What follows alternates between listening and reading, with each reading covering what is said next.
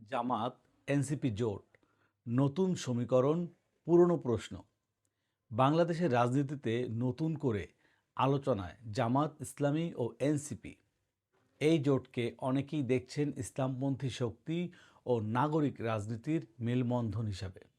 জামাতের শক্তি কোথায়?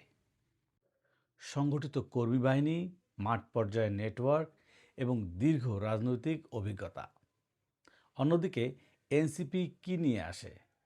তরুণ নেতৃত্ব, শহরমুখী সমর্থন এবং নতুন রাজনীতির ভাষা।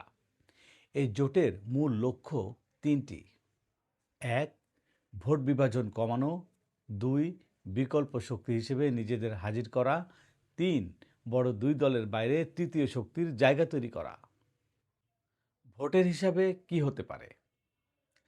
কিছু আসনে তারা গেম চেঞ্জার, আবার কোথাও ভোট কাটার ফ্যাক্টর।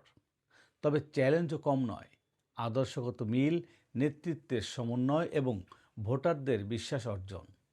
সবশেষে প্রশ্ন একটাই: এই জোট কি শুধু ঘোষণা পর্যন্ত সীমাবদ্ধ থাকবে, নাকি সত্যি ভোটের মাঠে একটা নতুন রাজনৈতিক বাস্তবতা তৈরি করবে?